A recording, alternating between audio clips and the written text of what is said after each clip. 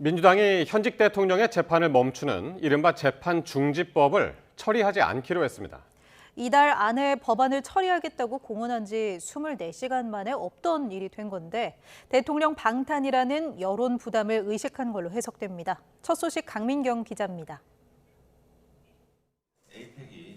아침 최고위원회의까지만 해도 재판 중지법, 이른바 국정안정법을 처리하겠다는 민주당의 의지는 굳건했습니다. 국민의힘이 연일 이재명 대통령 재판 재개를 외치는 상황에서 여당이 현직 대통령 재판을 중지시키는 법안을 추진하는 건 정당 방위, 당연한 수순이란 논리였습니다. 국가를 안정적으로 운영할 수 있게끔 최소한의 안전판을 마련하는 헌법 합치 법안입니다.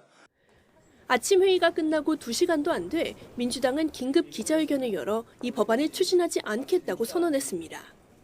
본회의에 계류된 이 법안을 이르면 이번 달 안에 처리하겠다고 공언한 지 꼭 24시간 만에 전면 백지화로 방향타를 튼 겁니다. 에이펙 성과를 부각하는 데 집중하겠다면서 법안 처리도 국민의힘의 협박 탓에 시사했을 뿐이라고 발을 뺐습니다. 그 원인 제공이 국민의힘에 있었다라고 하는 그런 사실을 좀 명확하게 하고 싶었던 것뿐이지 이것을 추진하겠다는 의지를 강하게 한 적은 없습니다.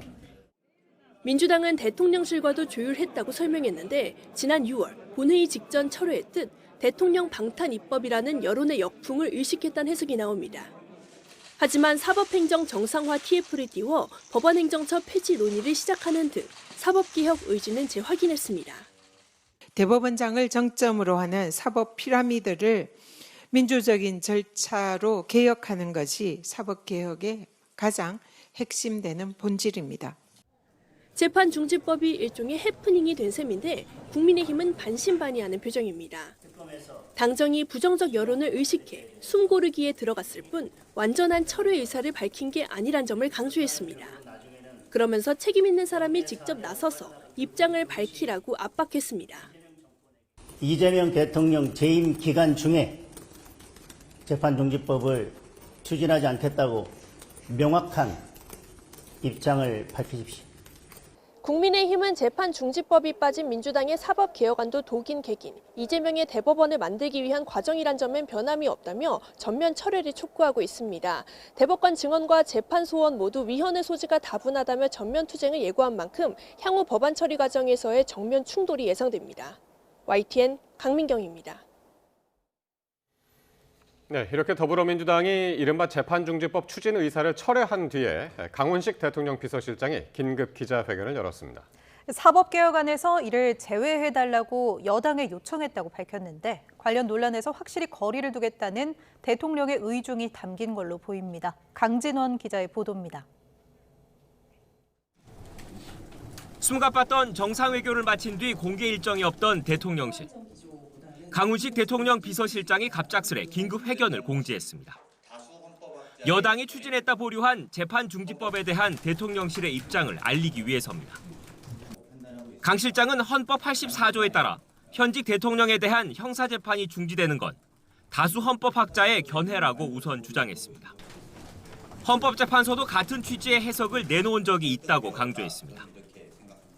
한마디로 이재명 대통령 재임 기간 이 대통령의 형사재판은 헌법상 멈추기 때문에 이를 따라야 하는 하위 법률의 개정은 불필요하다는 겁니다.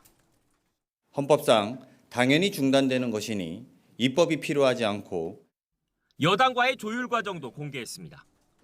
더불어민주당이 추진 중인 사법개혁안에서 재판중지법을 제외해달라고 요청했다며 이렇게 당부했습니다.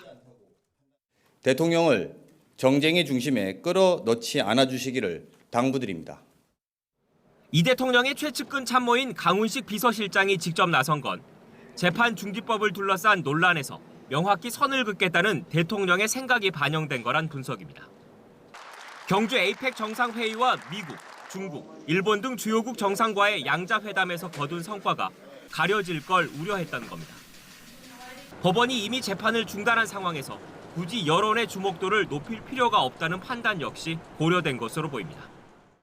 내년도 예산안 심의 등 민생 현안에 집중할 시기에 소모적 정쟁이 확산하면 자칫 국정 동력만 떨어질 수 있다고 걱정하는 기류도 대통령실 내부에선 감지됩니다. YTN 강준원입니다. 오늘 윤석열 전 대통령 재판에서 충격적인 증언이 나왔습니다. 이 곽종근 전 육군 특전사령관이 지난해 윤 전 대통령으로부터 총을 쏴서라도 한동훈 전 대표를 죽이겠다는 말을 들었다고 법정에서 증언했습니다.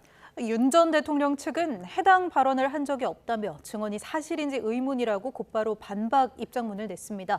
취재기자 연결합니다. 이경국 기자, 먼저 이 곽 전 사령관의 진술 내용 정리해 주시죠. 네, 논란이 된 곽종근 전 사령관 증언, 내란 우두머리 혐의 오후 재판에서 나왔습니다.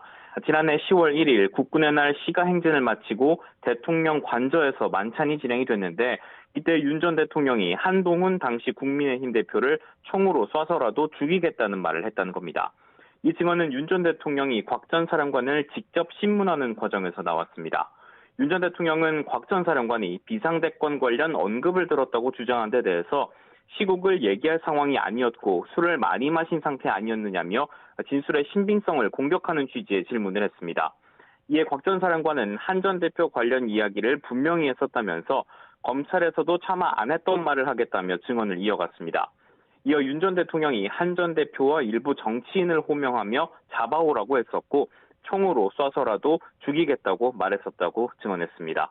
윤 전 대통령 변호인단은 입장문과 기자회견을 통해서 윤 전 대통령이 해당 발언을 한 사실이 없고 곽 전 사령관의 진술은 일관성이 부족했다며 해당 내용이 사실인지 의문이라고 밝혔습니다.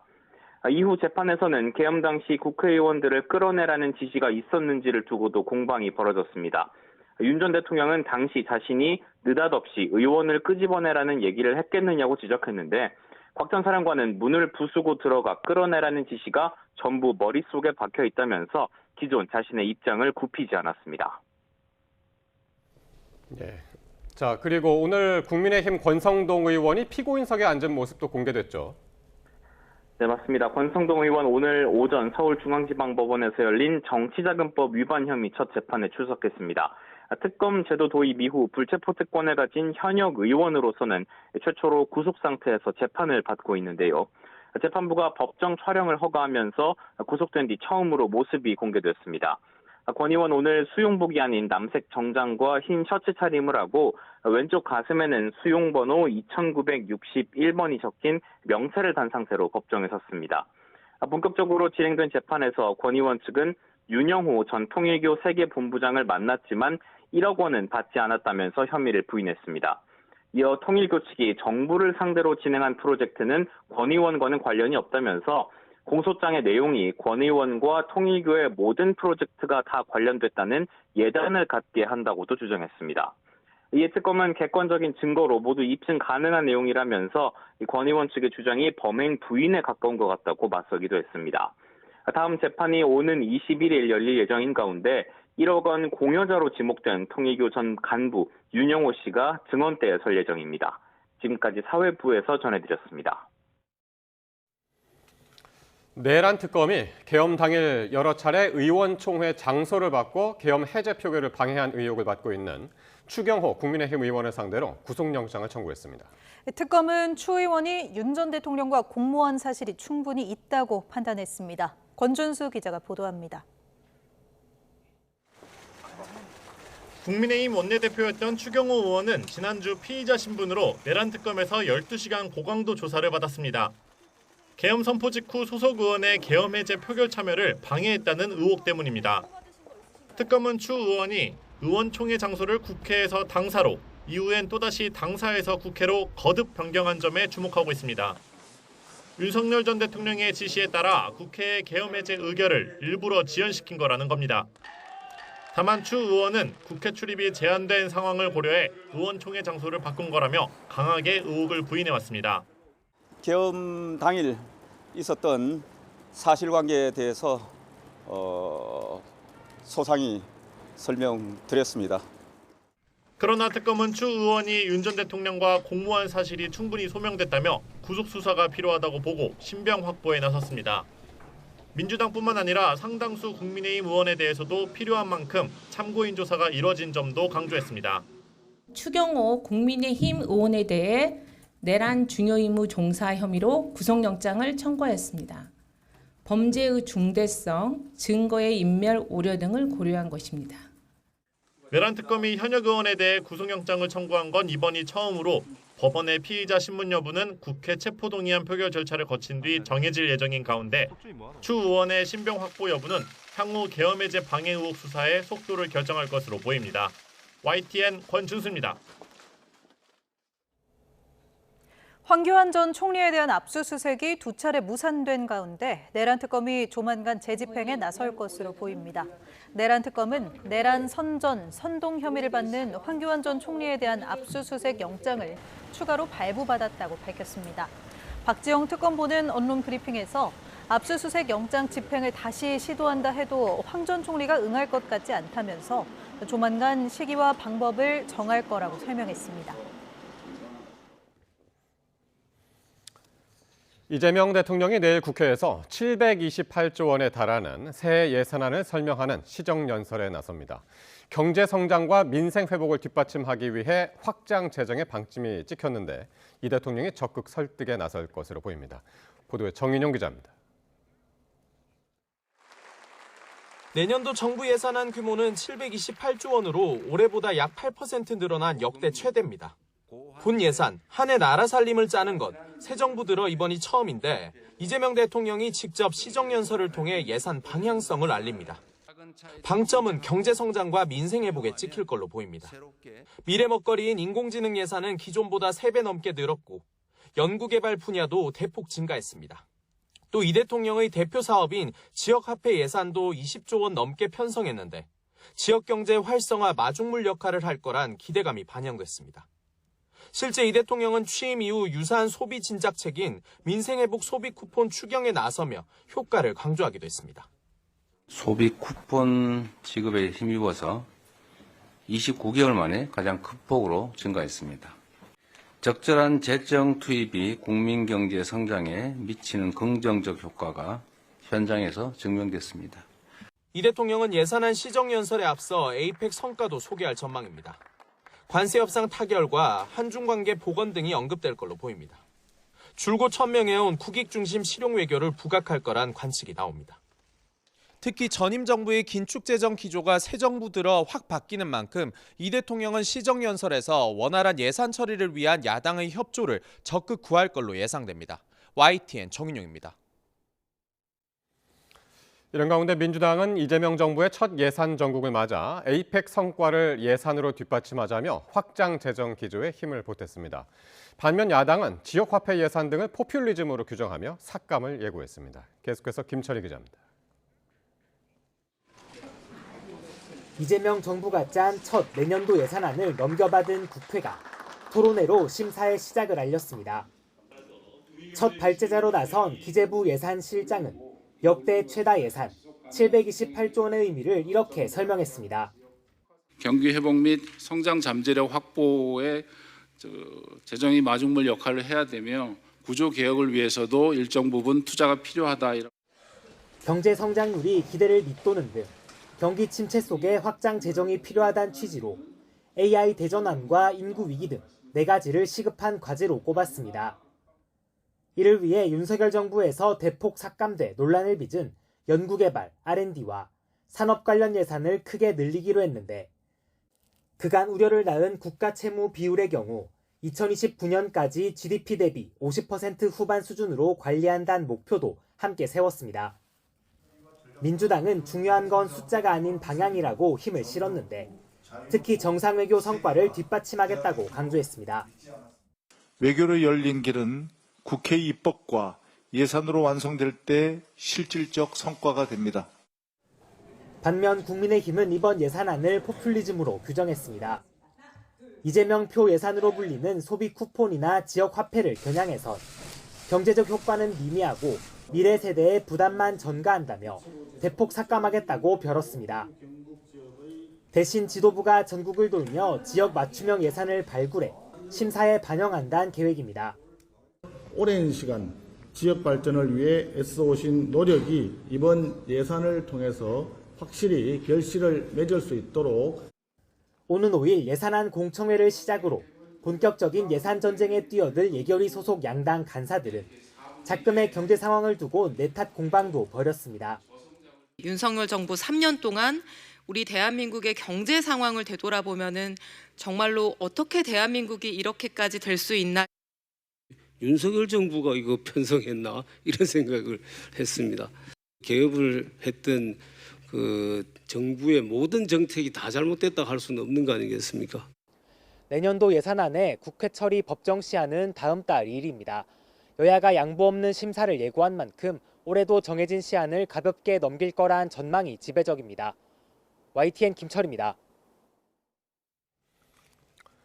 경주 에이펙 등 굵직한 외교 일정이 종료되자 더불어민주당은 무정쟁 기조를 거두어들이고 즉각 국민의힘에 공세를 퍼부었습니다.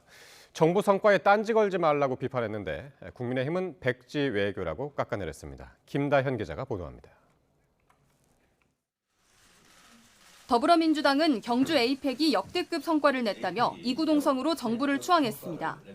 관세 협상 타결과 GPU 26만 장 확보, 한중 관계 회복 등을 거론하며 이재명 대통령의 국익 중심 실용 외교의 한판 승부였다고 평가했습니다. 시장에서 만난 시장 여러분들께서 엄지척을 해주시면서 에이펙이 A급이요 이렇게 말씀하셨습니다. 민주당은 에이펙 성과 후속 지원을 위한 특별위원회를 설치하고 정부와 함께 대미 투자 관련 특별법을 준비하겠다고도 약속했습니다. 외교 슈퍼위크 기간 무정쟁을 선포했지만 많이 참았다는 듯 날선 공격도 내놨습니다. 실력도 통찰도 바닥이 드러났으면 부끄러운 줄 알고 조용히 이재명 정부가 드리는 떡이나 받아가시기 바랍니다. 국민의힘은 에이펙 정상회의를 계기로 이루어진 한미, 한중 정상회담 등을 합의문이 없었던 백지 외교로 규정하고 이 대통령의 입장 표명을 촉구했습니다. 정부 여당이 관세 협의 후속 조치로 특별법 제정을 추진하는 것에도 내용을 숨기려는 꿍꿍이가 있는 거 아니냐고 몰아세웠습니다. 우리 정부는 합의사항을 왕관에 새기고 야구 배트에 찍힌 도장으로 서명을 끝낸 것입니까? 정상외교가 끝난 첫날 국민의힘은 회의장에 그녀가 알고 싶다는 대형 현수막을 내걸었습니다. 그림자 실세로 불리는 김현지 대통령실 부속실장이 국정감사에 출석하지 않는다고 재차 저격한 겁니다. 한간에서는 현지궁이나 해경궁이나 동급이다. 뭐 그런 논란이 되었었는데 그게 뭐 거의 사실 아닌가 이런 생각이 들 정도입니다. 에이펙 기간 잠시 숨을 고른 여야는 정상외교가 끝나자마자 거칠게 충돌했습니다. 오는 6일 대통령실 대상 국정감사 등 남은 전선도 첨예하기만 합니다. YTN 김다현입니다. 한미 국방장관이 8년 만에 함께 판문점 공동경비구역을 찾아 공조 의지를 다졌습니다. 내일 이재명 정부 들어 처음 열리는 한미 간 안보협의회의 결과도 주목됩니다. 보도에 나혜인 기자입니다. 안규배 국방부 장관과 피트 헤그세스 미국 국방부 장관이 판문점으로 가는 길목에서 손을 맞잡았습니다. 서울에서 열리는 한미 국방장관 회의체 안보협의회의를 하루 앞두고 남북 분단의 상징인 공동경비구역을 함께 찾은 겁니다. 한미 국방당국 수장이 판문점을 동반 방문한 건 2017년 10월 이후 8년 만입니다. 남북 관계에 있어서 최전선에 있는과 동시에 소통과 대화의 장소다. 여기서 판문점 선언이 있었고 트럼프와 김정은의 만남이 있었다. 양국 장관은 비무장지대 최북단 경계초소에서 경비작전 현황을 보고받고 과거 여러 차례 남북 대화가 이뤄진 판문점 회담장을 둘러봤습니다. 이재명 정부 들어 처음 열릴 안보협의회의에선 북핵 대응 전략과 주한미군 운용 계획을 포함한 한미동맹 현대화 방안, 이에 따른 방위비 증액과 전시작전권 전환 논의가 이뤄질 것으로 보입니다. 특히 지난주 한미 정상회담에서 급부상한 우리 군의 핵추진 잠수함 도입 문제도 거론될 수 있습니다. 앞서 이 대통령은 미국 측에 핵잠수함 연료 공급을 요청했지만 트럼프 대통령은 미국 조선소에서 건조를 승인했다고만 밝혀 추가 협의가 필요한 상황입니다. 북한이 핵잠수함을 발표한 시점에서 저희가 좀 더 거기에 상응하는 준비와 대비를 해야겠다라는 것을 중국과 미국에 설득한 결과라고 답변드리겠습니다. 장관급 회의를 앞두고 한미 합참의장은 북핵 억제력을 더욱 강화하고 전작권 전환 조건을 충족하기 위해 계속 노력하기로 뜻을 모았습니다. 특히 전자권 전환은 많은 부분에서 의미 있는 진전이 있다는 데 공감대를 이뤘습니다. YTN9입니다. 대통령실은 한미 간 관세, 안보 협상을 둘러싼 설명 자료인 팩트시트의 발표가 이번 주 내에 가능할 거라고 밝혔습니다. 강훈식 비서실장은 오늘 브리핑에서 이같이 말하며 양국 간 큰 이견이 없는 상황이기 때문에 이번 주에 마무리될 것으로 보인다고 설명했습니다. 이어 관세 협상 만족도에 대해서는 실무자들은 만족하고 성공한 협상이라고 하지만 이재명 대통령은 그렇게 긍정적인 답변을 하지 않았고 대통령실도 아쉬운 점이 많다고 덧붙였습니다. 코스피가 2% 넘게 오르면서 사상 처음으로 4,200선에 안착했습니다. 개미 투자자들의 매수세가 집중됐는데 빚을 내서 투자하는 비투 규모도 커지고 있어 과열 우려가 나오고 있습니다. 보도에 손효정 기자입니다. 코스피가 4,200선 고지를 처음으로 넘어섰습니다. 4,123으로 출발한 지수는 장 초반부터 강한 상승세를 보였습니다. 정오를 앞두고 4,200선을 돌파하더니 오후 들어 오름폭을 키웠습니다. 장 마감 직전 2.7% 넘게 오른 4,221.92로 장중 역대 최고 기록을 갈아치웠습니다. 코스피는 4,221.87로 정규장 거래를 마감하며 종가 기준으로도 역대 최고치를 달성했습니다. 개미 투자자들이 6,500억 원 넘는 주식을 사들이며 지수 상승을 이끌었습니다. 기관도 1,800억 원 순매수하며 힘을 보탰지만 외국인은 8천억 원 가까이 팔자 주문을 했습니다.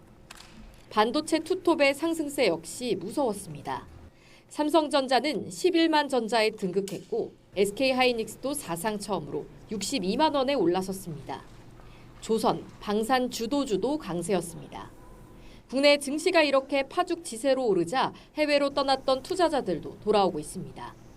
증권사에 미리 넣어두는 대기자금, 예탁금은 처음으로 85조 원을 돌파했고 돈을 빌려 주식을 사는 이른바 B2를 뜻하는 신용거래 융자 잔고도 4년여 만에 25조 원을 넘어섰습니다. 반면 미국 주식 순매수액은 3분의 1로 쪼그라들었습니다. 인공지능 훈풍에 힘입어 반도체 중심 불장이 이어지고 있지만 변동성이 커질 수 있는 만큼 B2 등 무리한 투자는 주의해야 한다는 지적도 나옵니다. 신용이 늘어났다는 뜻은 리스크에 되게 민감할 수밖에 없어요. 단기적으로는 수급에 의해서 올라갈 수는 있지만 향후에는 문제가 좀 커질 수가 있죠. 코스닥은 전장보다 1% 넘게 올라 914로 마감했습니다. 원달러 환율은 오후 3시 반 기준 4.4원 오른 1,428.8원을 기록했습니다. YTN 손효정입니다. 네, 3주째 월요일 아침마다 초겨울 추위가 찾아오고 있죠. 서울을 비롯한 내륙 곳곳에서 올가을 들어 가장 추운 아침을 맞았는데요. 내일 낮부터는 예년 기온을 회복하면서 계절이 제자리를 되찾을 것으로 보입니다. 김민경 기자의 보도입니다. 또다시 초겨울 추위가 고개를 든 월요일 아침 출근길. 시민들은 두꺼운 외투로 몸을 감싼 채 발걸음을 재촉합니다. 서울에 올라오니까 훨씬 춥고 아래 원래 따뜻하게 입고 왔다고 했는데도 많이 추운 것 같습니다. 두꺼운 코트에 목폴라까지 입고 손에는 핫팩도 쥐었는데요. 그래도 찬바람이 스며들 때마다 몸이 절로 움츠러듭니다. 한파주의보가 내려진 서울. 아침 0.5도로 올가을 최저기온을 기록했고 은평구와 노원구 등 곳곳에서 영하권에 들었습니다. 전북 무주 설천봉은 영하 8.7도, 체감온도는 영하 17.5도까지 떨어졌습니다. 파주는 영하 3.8도, 철원 영하 3.1도, 봉화도 영하 3도로 최근 3주 동안 반복된 추위 중 가장 강했습니다. 찬 대륙 고기압이 확장하고 우리나라 상공에 영하 20도 이하의 찬 공기가 내려왔기 때문입니다. 차갑고 건조한 시베리아 고기압이 남한 영향이죠. 이게 내려오면서 우리나라 쪽으로는 북풍이 내려오면서 상당히 강한 안기가 우리나라 쪽으로 내려오게 됩니다. 다만 아직은 대기 자체의 지표면이 그렇게 춥지가 않기 때문에 이런 한기는 오래가지는 않을 것으로 보입니다. 다행히 추위가 길게 이어지지 않을 걸로 보여 오전 10시부터는 서울을 비롯한 내륙 곳곳에 내려졌던 한파특보가 해제됐습니다. 내일 아침까지는 다소 쌀쌀하겠지만 낮부터 기온이 오르며 평년 수준을 회복할 전망입니다. YTN 김민경입니다.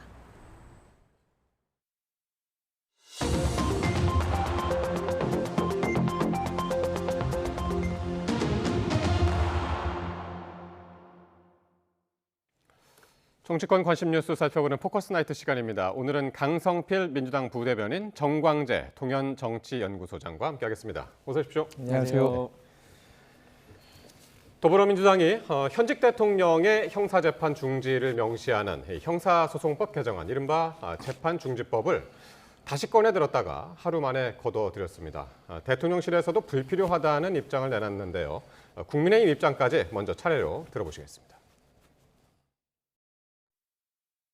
더불어민주당은 정청래 대표 등 당 지도부의 간담회를 통하여 국정안정법의 추진하지 않기로 의견을 모았다라는 말씀을 드립니다. 관세 협상과 에이펙의 성과 그리고 대국민 보고대회 등에 집중할 때라는 데 의견을 모았습니다. 당 지도부의 간담회를 통해 결정을 하고 대통령실과도 조율을 거친 사항입니다.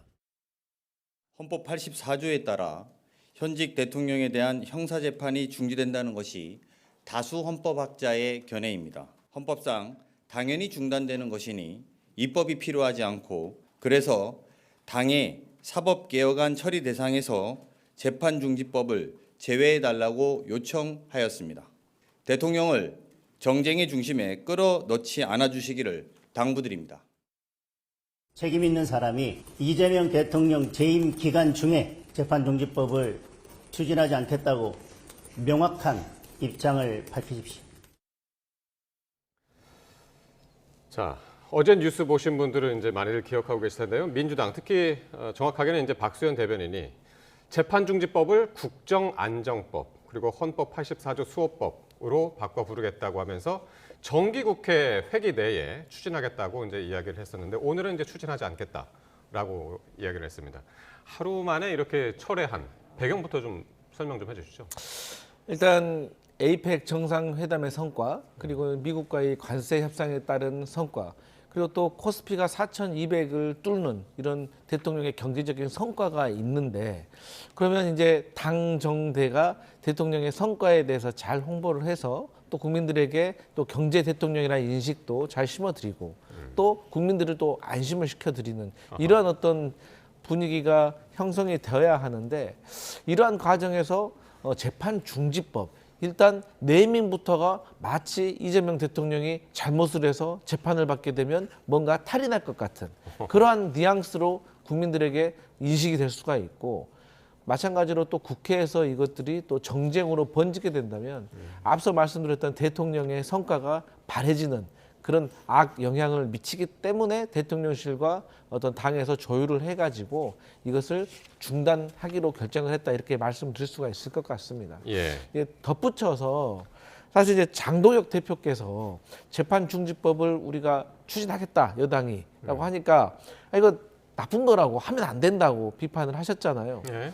그래서 또 안 한다고 하니까 또 안 한다고 또 이거 또 왜 그러냐고 입장을 바꿨냐고 하시면 도대체 저희는 어느 장단에 맞춰야 되는 건지 그냥 저희도 깊이 생각해가지고 그래 또 여론을 잘 살피고 야당의 의견도 우리가 좀 잘 들어보자라고 또 해서 또 바꿨다고 하면 아유 언제부터 그렇게 국민의힘 야당 말을 잘 들었냐고 이렇게 비판을 하시니 정말 저희 여당으로서 대통령실로서 상당히 난감한 상황이다, 이런 말씀 드립니다. 어쨌든 지금 말씀하신 것처럼 그 시점, 에이펙 직후라는 점, 그 부분도 이제 지금 말씀하셨는데, 근데 이거를 이제 뭐 미룬 것이냐 기자가 물으니까 미룬 거 아니고 이제 철회하는 거다라고 이제 이야기를 했거든요. 잠시 미룬 것이 아니라.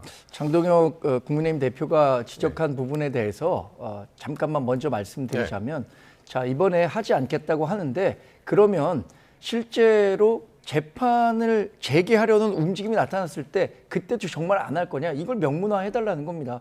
그러니까 따로 말을 붙일 필요가 없어요. 이 재판중지법은 이번 정부 내에 추진되지 않는다, 이 얘기만 하면은 정동혁 대표도 아마 수긍할 겁니다. 과연 그러면 이번에 왜 재판중지법을 카드를 꺼낸 다음에 하루 만에 그만뒀느냐? 저는 우상호 정무수석이 과거에 이런 얘기했어요. 이재명 대통령이 제일 많이 묻는 말이 당이 왜 그런 결정을 내렸을까요? 이렇게 얘기한다고 했는데, 실제로 이 재판중지법과 관련해서 왜 민주당이 오버해서 과잉 충성을 하려고 했던 건지, 그런데 그게 오히려 민심의 역풍을 막 사고 있는 거잖아요. 불과 하루도 안 돼서 재판중지법을 이렇게 민주당이 본인들이 다수 의석을 갖고 있기 때문에 11월 말까지 밀어붙이겠다 이렇게 얘기하니까 역시 재판을 하면 이재명 대통령은 유죄다라는 확신을 국민들이 갖게 되는 거예요. 이런 부분에 대한 부담 때문에 대통령실이 야, 너희 그러지 마.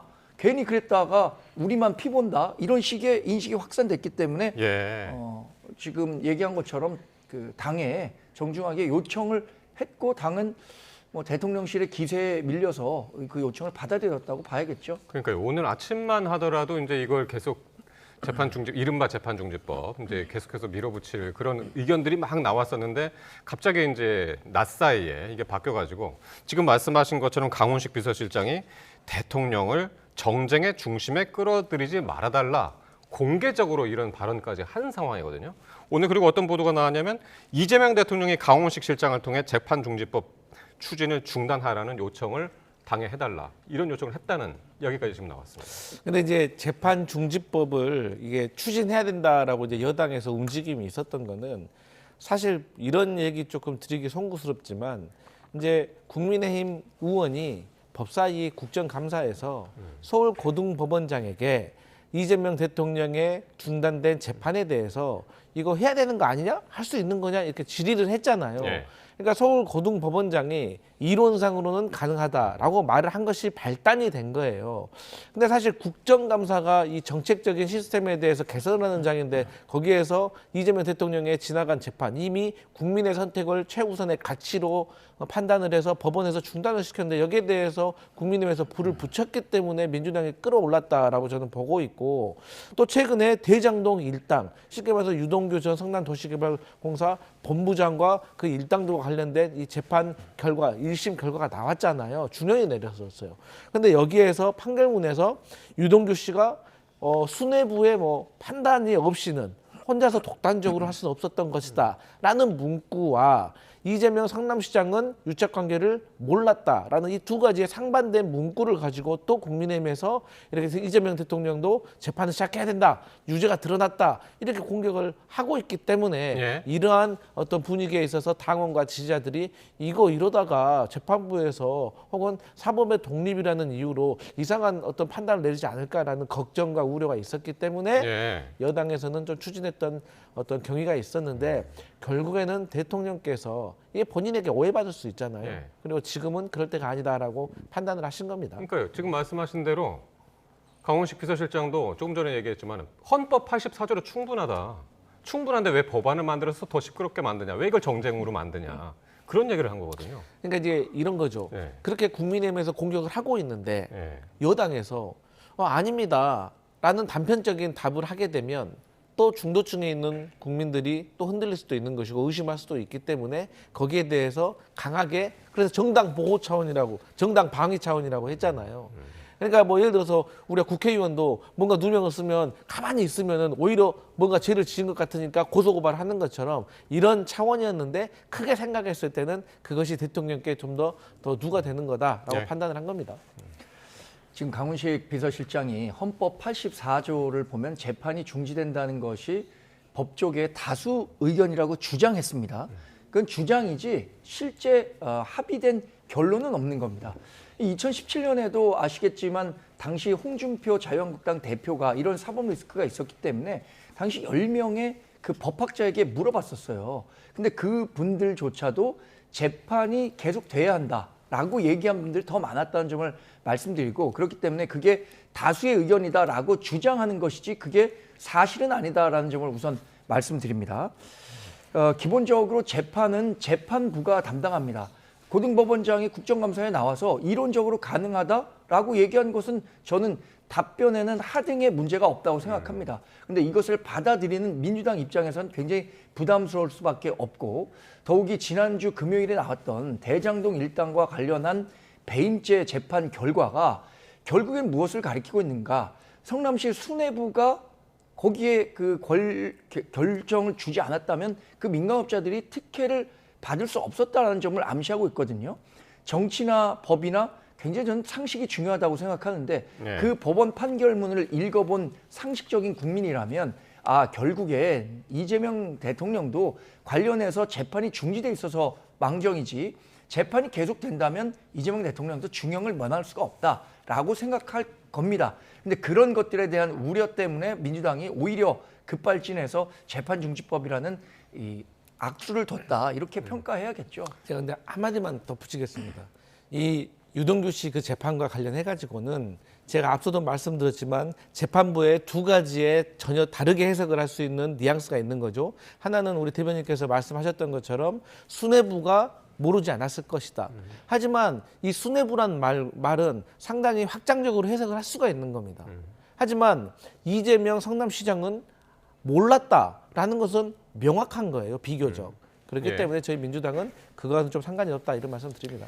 결국 어쨌든 그 민주당에서는 재판 중지법을 이제 철회하기로 했고, 그런데 동시에 민주당에서 오늘 사법행정 정상화 TF를 공식 출범을 시켰습니다. 7개 사법개혁 의제를 이제 추진하겠다고 이제 밝혔는데, 그 중에서 가장 대표적인 것이 법원 행정처 폐지. 이 안도 지금 포함이 되어 있는 거죠? 네, 맞습니다. 그러니까 이제 우리 법원은 이 대법원장이 쉽게 말해서 제왕적인 어떤 체제를 구축을 하고 있습니다.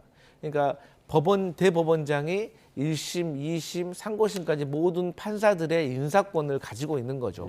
그렇기 때문에 대법원장의 심중이나 심기를 눈치를 보지 않을 수가 없는 것이 지금 사법부 판사들의 현실인 겁니다. 그렇기 때문에 우리가 사법위원회를 구성을 해서, 그러니까 지금까지 대법원장의 호위무사 역할을 했던 법원 행정처를 대신해서 그 행정위원회를 차려가지고 여기에 법관, 변호사, 행정전문가 이런 분들을 구성을 해서 조금 더 합리적이고 투명한 법원의 행정을 만들고, 또 대법원장으로부터 인사라는 어떤 제도에서 우리 판사들이 조금 자유로워지면 아무래도 범인의 법과 양심에 따라서 판사로서 역할을 잘 할 수 있지 않을까 하는 취지인 겁니다. 그러니까 지금 법원 행정처가 이제 법관 위주로 구성이 돼 있다면, 지금 이제 민주당이 추진하려고 하는 것은 이제 사법행정위원회, 지금 말씀하신 사법행정위원회인데, 그거는 이제 국회가 추천하는 비법관 출신들이 이제 상당수니까 그 포함이 된 거란 말이죠. 그 정치의 사법화, 이것도 지금 우려가 지금 나오고 있거든요. 이게 사실 그 21대 국회에서도 정치화. 논의가 됐었던 건데, 결과적으로 국회가 추천한다라고 한다면 정치적 후견주의 논란에서 자유로울 수가 없습니다. 그러면 국회에서 어떻게 추천할 것인가?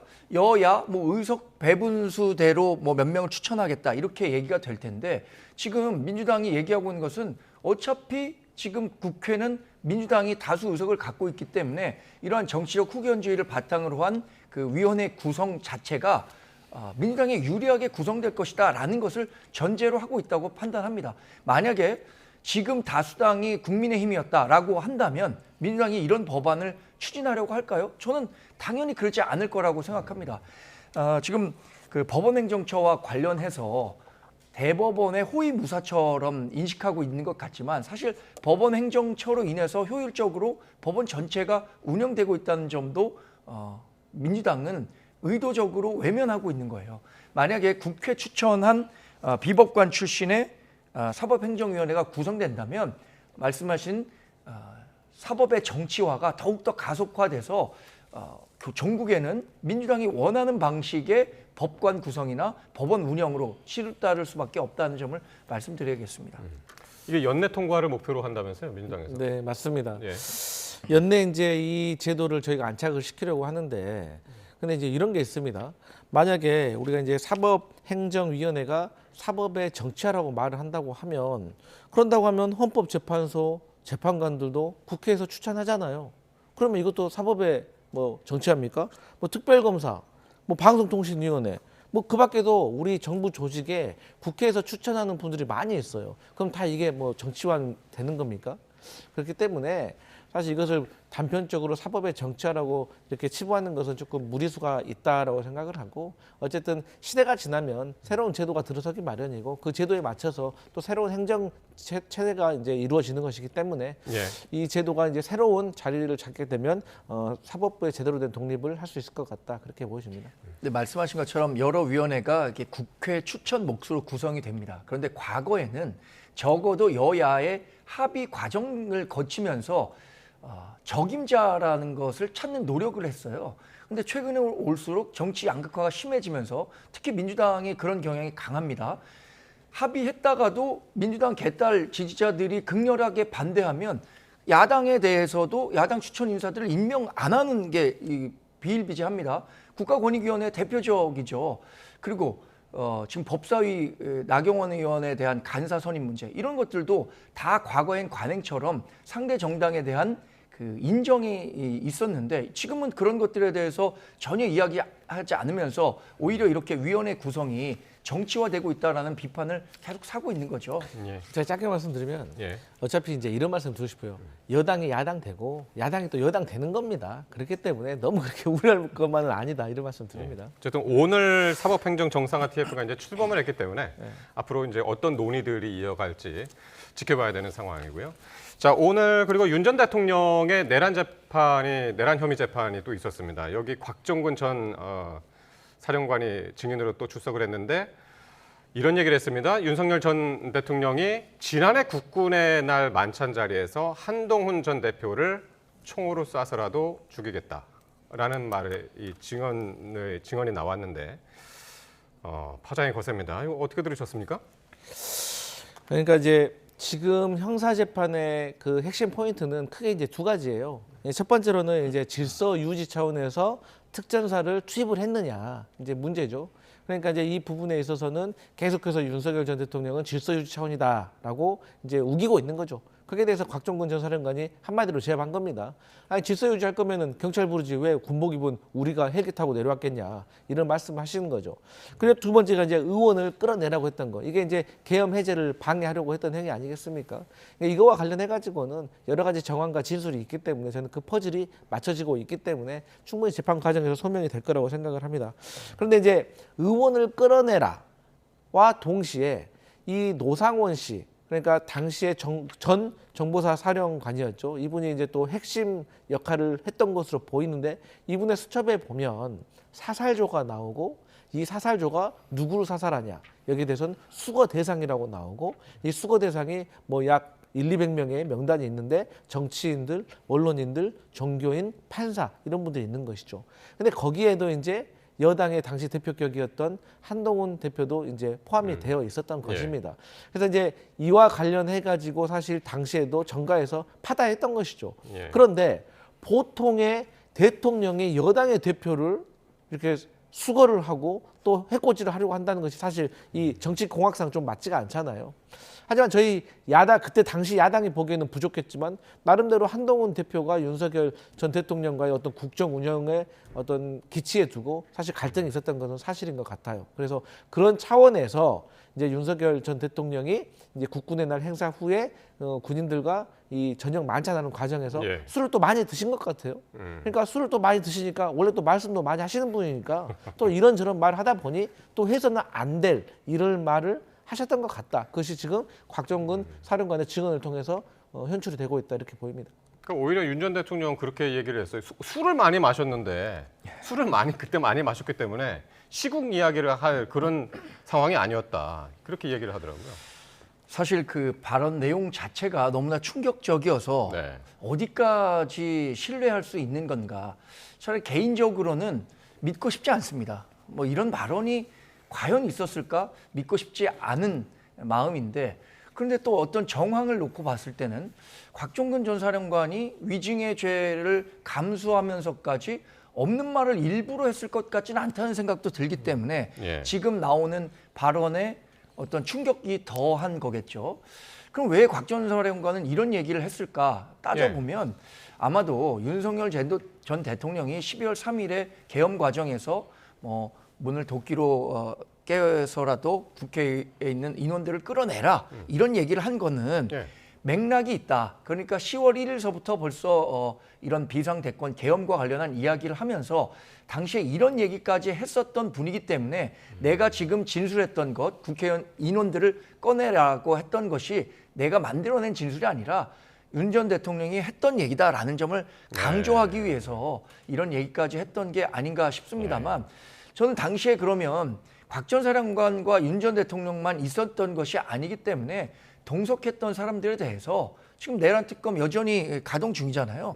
내란 특검에서 추가 수사를 통해서 당시에 이 발언이 얼마나 실제 있었는지 이런 것들을 조사할 필요가 있다고 생각합니다. 그게 지난번에 얘기했었던 뭐 역사의 사초를 쓰는 심정으로 특검을 운영하겠다라고 한 거기 본분에 맞을 겁니다. 네. 누구도 이것에 대해서 의문을 제기하지 않을 정도로 지금은 윤 전 대통령과 곽종근 전 사령관의 진술이 완전히 배치되고 있는 거잖아요. 그럼 누군가 한 명이 어느 사람의 의견이 맞다라고 얘기하는 순간부터 거기 그 발언이 사실이라고 네. 인식하지 않겠습니까? 내란 특검에서 이 내용과 관련해서도 수사를 통해서 밝혔으면 하는 바람입니다. 그러니까 지금 시점을 지금 말씀하셨는데 작년 국군의 날이니까 계엄 선포하기 2달 전, 꼭 2달 전이었거든요. 그러니까 네. 오늘 그 곽정 사령관이 검찰 조사에서도 이야기하지 않았는데 얘기한다. 그러면서 이 얘기를 이제 꺼낸 거란 말이에요. 왜 했다고 보세요? 이제 그 앞서서 제가 이 형사 재판에서 곽정근 사령관과 관련된 그리고 윤석열 전 대통령과 같이 함께 관련된 부분 중에 하나가 질서 유지와 의원 끌어내라 이 두 가지 부분이잖아요. 근데 이제 이 윤석열 전 대통령이 재판장에 나와가지고 곽정근 사령관에게 신문을 합니다. 근데 이런 과정에서 막 두서없이 이런저런 얘기를 합니다. 의원회관이 넓고 거기에 많은 사람이 있는데 그것을 우리가 뭐 질서유지가 아니라 정말 확보하려고 했다고 하면 100명만 보냈겠느냐 뭐 이런 얘기하고 당신이 뭐 김용현 전 장관에게 뭐 어떤 심중으로 가야 되냐 물어보자. 그러니까 이런저런 얘기를 막 하면서 결국에는 곽종근 사령관을 거짓말을 말하고 있는 사람으로 얘기를 하고 있는 거예요. 그러다 보니까 곽종근 사령관으로서는 본인은 진실을 얘기하고 있는데 윤석열 전 대통령 계엄을 어떤 주장했던 사람이 본인에게 거짓을 말하고 있다고 말하니 본인도 화가 나기도 하고 그러니까 내가 이것까지는 얘기 안 하려고 했는데 하면서 쭉쭉쭉 나가는 거죠. 하지만 우리 정광재 대변인께서 말씀하셨던 것처럼 그날 상황에 둘이서만 있었던 것이 아니잖아요. 그리고 윤석열 전 대통령도 아니 본인도 술을 많이 먹었는데 어떻게 본인의 말은 확신을 할 수가 있는 건지 그것도 말이 안 되는 거거든요. 예. 그리고 또 이분이 이런 얘기를 하면서 곽종근 사령관이 사복을 입고 왔다. 따로 준비해서 입고 왔다라고 하니까 윤석열 전 대통령은 당신 사복 입고 오지 않았어. 8시 넘어서 왔어. 뭐 이런 얘기를 막 합니다. 그러면 이것도 여러 사람들이 있었기 때문에 네. 곽종근 사령관이 무엇을 입고 사복을 입었는지 군복을 입었는지 또 이런 것도 정황 증거가 되는 것이고 예. 결국에는 같은 장소에 있었던 사람들이 진실을 말해줄 것 같다 이렇게 보여집니다. 어쨌든 이야기의 그 중심에는 이제 한동훈 전 대표가 있는데 한동훈 전 대표의 오늘 반응이 이렇습니다. 참담하고 비통하다. 참담하고 비통하다. 그러면서 그 당시가 어떤 상황이었는지를 이야기하는데 당시에 윤 전 대통령한테 의료 사태 해결 그리고 김건희 씨에 대한 김건희 씨의 비선에 대한 단속 그리고 특별감찰관 임명을 요청하던 때였다라면서 이런 참담하고 비통하다 이런 반응을 보였더군요. 제가 한동훈 전 대표였어도 네. 이 이상의 표현을 하기가 어려웠을 것 같습니다. 윤석열 전 대통령과 한동훈 전 대표가 인연을 맺은 게 한 20년 정도 될 겁니다. 그리고 사석에선 법무부 장관 시킬 때 뭐라고 했습니까? 눈에 넣어도 아프지 않을 후배다. 이렇게까지 평가했었는데 불과 1년도 안 된 사이에 총을 쏴서라도 죽이고 싶은 대상이 됐다라고 생각한다면 인간관계에 대해서 되돌아보지 않을 수가 없을 것 같아요. 저는 그래서 이 윤석열 전 대통령이 과연 이런 발언을 했는지를 떠나서 믿고 싶지 않다라고 얘기를 하는 겁니다. 그러나 지금 곽종근 전 사령관이 뭐 여러 진정성 있는 얘기들을 하고 있다고 국민들은 생각할 겁니다. 아까 말씀드린 것처럼 일반적으로 상식이 가장 중요하죠. 곽종근 전 사령관이 굳이 거짓말을 할 필요가 없다라고 많은 분들이 생각할 것이기 때문에 이것에 대해서는 곽종근 전 사령관의 발언에 조금 더 무게를 두는 사람들이 많을 거예요. 그렇다면 과연 무엇이 그렇게 눈에 넣어도 아프지 않을 후배를 이렇게 징후하고 죽여야 할 대상으로 만들었었는가. 한동훈 전 대표는 당시에 당대표로서 뭐 저도 그때 보좌하는 입장이었지만 그래도 윤석열 전 대통령과 윤 정권이 성공하길 바라는 차원에서 다양한 의견들을 냈던 겁니다. 그것이 민심에 부합하지 않으니까 민심 쪽으로 좀 가까이 왔으면 하는 바람에서 했던 이야기인데 그것에 대해서 이런 감정적인 대응을 했다면 정말로 이게 사실이라면 뭐 그 발언을 듣는 당사자로서의 충격은 이루 말할 수가 없겠죠. 예. 근데 이제 저는 이 한동훈 그 전 대표가 윤석열 전 대통령과의 관계는 그 누구보다 더 잘할 거 아닙니까? 두 명이 당사자이기 때문에. 근데 이런 상황에서 만약에 이런 얘기가 나왔다고 하는데 만약에 윤석열 전 대통령의 말이 진실이라면 한동훈 전 대표의 반응은 나는 곽정근 사령관의 말을 믿을 수가 없다. 난 윤석열 전 대통령의 말을 신뢰한다. 우리 사이가 그렇게까지 악화되지는 갈등은 있었지만 그렇게까지 악화되지 않았을 거라는 입장을 냈을 겁니다. 하지만 한동훈 전 대표 본인도 당시에 윤석열 대통령과의 관계가 너무나도 말할 수 없이 악화된 상태이기 때문에 충분히 윤석열 전 대통령이 나를 향해서 그렇게 말했을 수 있을 거라고 생각을 했기 때문에 참담하고 비통하다라는 입장을 냈을 겁니다. 자, 그리고 내란 특검이요. 국민의힘 추경호 의원에 대해서 내란 중요임무 종사 혐의로 구속영장을 청구를 했습니다. 계엄 해제 표결을 막기 위해서 의총 장소를 바꿨고 또 윤 전 대통령의 지시가 있었다라는 게 오늘 특검의 판단인 것 같습니다. 지금 특검은 사실 굉장히 정치적 편향성을 갖고 수사를 하고 구속영장을 청구하고 있다고 봅니다. 이번 구속영장 청구는요. 그야말로 안 되면 말고 아니면 말고 또 믿져야 본전 이런 생각으로 구속영장 청구했다고 봐야 할 겁니다. 추경호 전 원내대표가 공모를 했다고 하는데 그 계엄이 있기 5일 전에 윤석열 전 대통령과 만났다는 거예요. 그러나 처음부터 계엄 정국에 어떤 이야기가 있었느냐. 윤석열 전 대통령이 추경호 전 원내대표에게 전화를 해서 추경호 전 원내대표가 국회로 들어가는 길에 그 전화를 받습니다. 무슨 얘기를 했느냐. 당에 미리 알려주지 못하고 상의 못해서 미안하다라는 식의 얘기를 했다는 거예요. 그건 추경호 전 원내대표만 그 요지에 전화를 받은 게 아닙니다. 나경원 의원도 같은 요지에 전화를 받았어요. 공모라는 것은 같이 뭐 계획을 짜고 준비를 했다는 건데 그것과는 워낙 배치되는 말 아닙니까? 그래서 지금 구속영장을 청구한다고 하더라도 법원에서 실제 구속영장 심사를 추경호 의원이 받게 된다면 저는 100% 기각될 거라고 생각합니다. 지금 특검은 이게 만약에 기각되면 이렇게 생각할 거예요. 이거 봐라. 사법부 못 믿겠다. 그러니까 사법부 개혁해야 된다라는 민주당 논리에 힘을 실어줄 거고 이게 만약에 발부가 되면 본인들의 수사 성과로 남기 때문에 워낙 좋을 거고 그러니까 이 심산이 믿져야 본전이다라고 생각하는 거죠. 근데 어떻게 보면은 계엄은 사전에 알리지 않아서 몰랐을 수는 있지만 어쨌든 계엄 해제를 막는 계엄 표결을 막는 그 과정하고는 좀 별개일 수도 있을 것 같긴 한데 어떻게 보셨습니까? 그러니까 이제 저는 한동훈 전 대표 사례를 말씀드릴게요. 우리 정광재 대변인 더 잘 아시겠지만 한동훈 대표 12월 3일 날 계엄이 선포가 되니까 어디 갔습니까? 본회의장 갔잖아요. 누구랑 갔습니까? 그나마 친한계라고 하는 한동훈 전 대표를 따르는 국회의원들과 계엄 해제하러 그 본회의장에 간 거 아니겠습니까? 그 누가 뭐 당사로 오라고 했습니까? 뭐 어디 뭐 본관으로 오라고 했습니까? 그거 알려줬습니까? 당연히 본회의장으로 가는 거예요. 계엄 해제 표결을 하기 위해서. 그런데 한동훈 전 대표보다 훨씬 정치도 오래 하고 국회의원도 훨씬 오래 하신 추경호 원내대표란 분이 당사로 오라, 뭐 어디 국회로 오라, 뭐 어디로 오라. 그렇게 3번이나 헷갈리게 한 거예요. 그냥 본인도 순수한 의도였다면 바로 그냥 본회의장을 오라고 했으면 됐을 거 아니에요. 이 자체가 그냥 방해한 겁니다. 이거를 저는 그 국민의힘에서 이렇게 추경호 전 원내대표에 대해서 계엄 해제 방해한 것이 아니라고 이렇게 감싸는 자체가 저는 친윤 세력이라면 저는 이해가 가지만 그 외 나머지 인원들이 그런 말 하는 건 정말 이해할 수가 없습니다. 근데 이게 정치적으로는 물론 대단히 비난받을 소지가 있다고 생각합니다. 왜 그때 올바른 판단을 하지 못해서 국회로 모이라고 하지 못했고 국회 본회의에 가서 더 많은 사람이 계엄 해제 찬성에 투표를 할 수 있도록 했어야 한다라는 정치적인 비판은 추경호 전 원내대표가 충분히 받을 수 있다고 생각해요.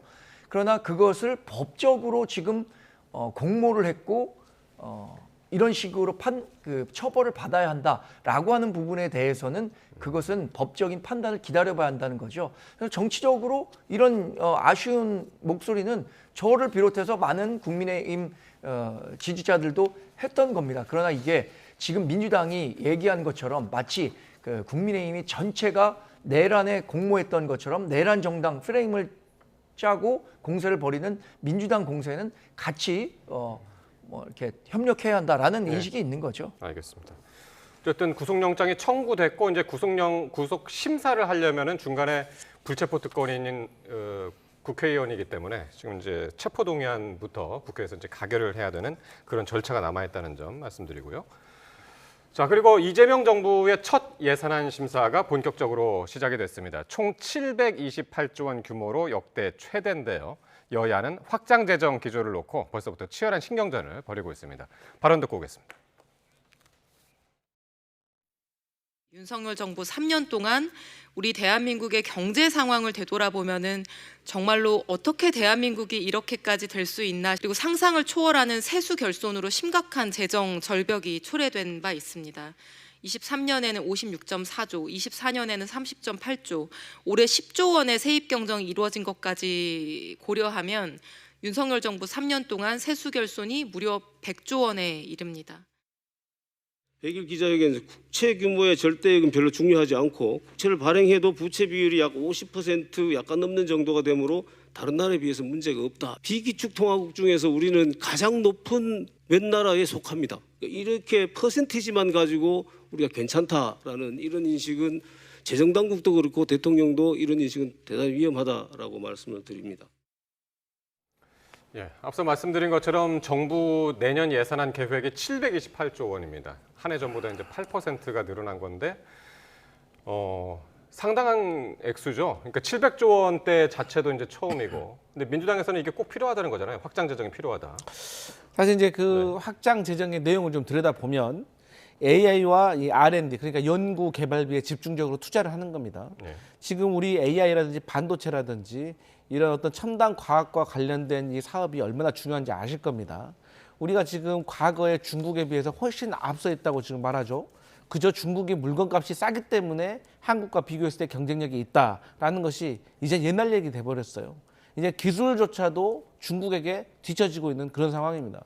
그렇기 때문에 저희가 AI, 반도체, 첨단 과학, 그런데 연구 개발비를 집중적으로 투자를 하고, 그다음에 AI 생태계를 잘 구축하기 위해서 여러 가지 확장 재정을 펼치는 것이다. 그러니까 윤석열 정부에서 다 아시잖아요. R&D 예산 삭감했던 거. 그러니까 이러한 것들이 당장에는 눈앞의 성과로 나타나지 않는다고 하더라도 국가의 100년 대계를 봤을 때 우리 다음 세대들의 먹거리를 생각했을 때 반드시 필요한 부분이기 때문에 이러한 부분에 있어서 우리가 확장 재정을 하는 것이기 때문에 이 부분에 있어서는 국민들이 양해해 주실 거라고 생각을 하고, 저는 또 이제 이 부분에 있어서 예산 심사를 국민의힘이 철저하게 또 예리하게 해주시면 또 근거가 맞고 또 합당하면 거기에 맞게 예산이 삭감될 수 있는 것이다. 그런 말씀 드립니다. 세수 결손을 얘기하면서 확대 재정 정책을 얘기하는 것은 말이 안 되는 거죠. 사실 우리가 가계부를 쓸 때도 어떻습니까? 아버지가 벌어오는 돈이 줄어들었다라고 하면 그 줄어든 예산에 맞춰서 어머니가 살림하는 게 우리가 일반적으로 생각하는 거 아니에요? 그럼 세수가 줄어들었으면 일반적으로 세수가 줄어들었으니까 이걸 어떻게 어느 부분에서 좀 줄이고 아껴서 써야겠다라고 생각하는 게 재정을 운영하는 가장 기본적인 방법인데, 오히려 8%대의 재정 확대를 통해서 극복하겠다. 저는 그래서 얘기한 것처럼 우리나라가 뭐 기축통화국이고 충분한 그 재정적 여력이 있다라고 생각한다면 그게 가능하겠죠.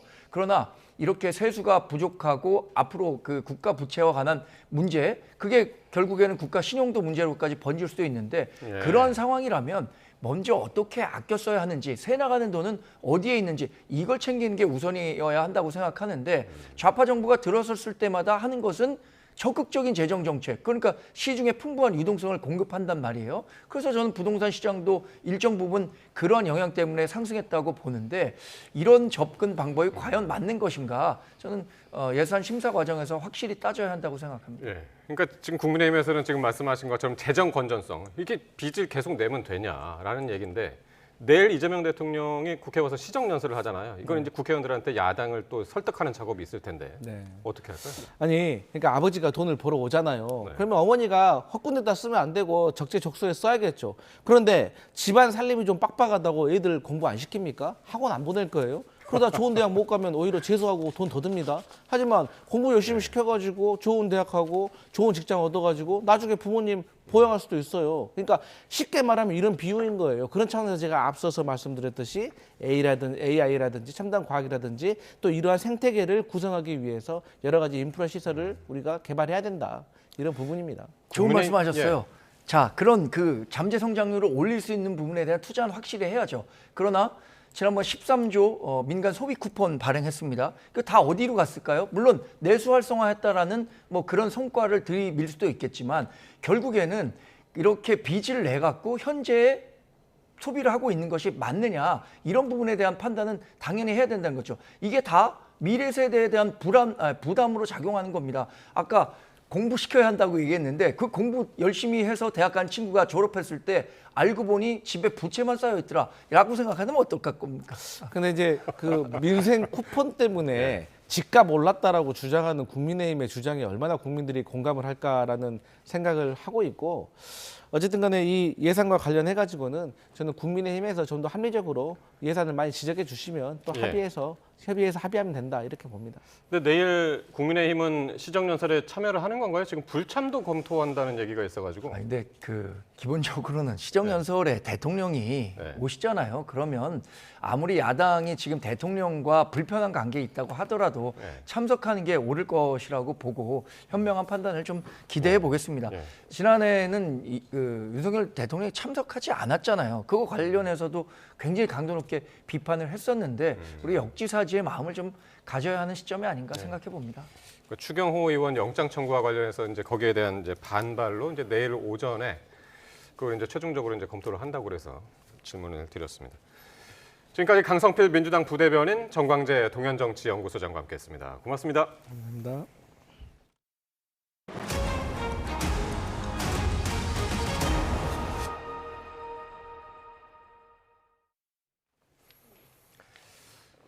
지난 2022년 윤석열 정부 당시에 열린 대통령실 집들이 행사 비용이 부당하게 집행됐다는 감사 결과가 공개됐습니다.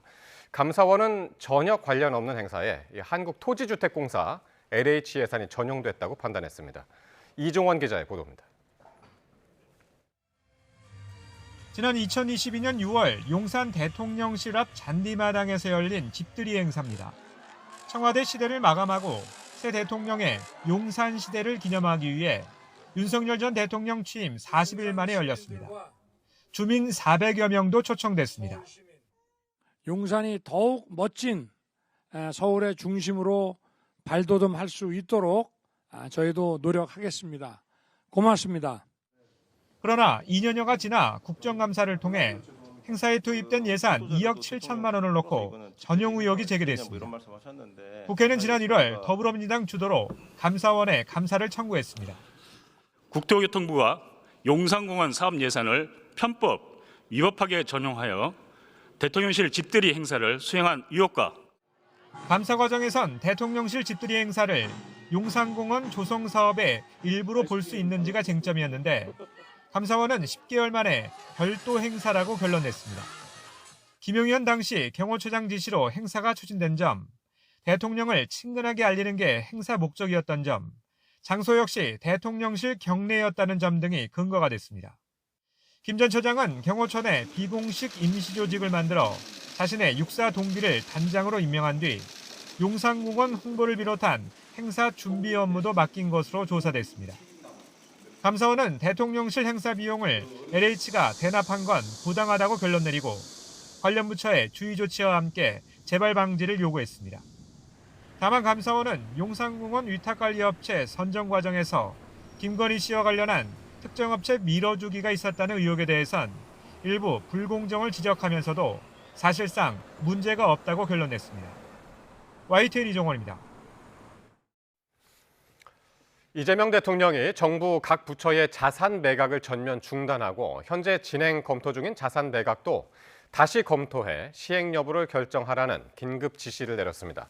이 대통령의 이 같은 긴급 지시 사항은 정부 대변인인 최휘영 문화체육관광부 장관 명의로 공지됐습니다.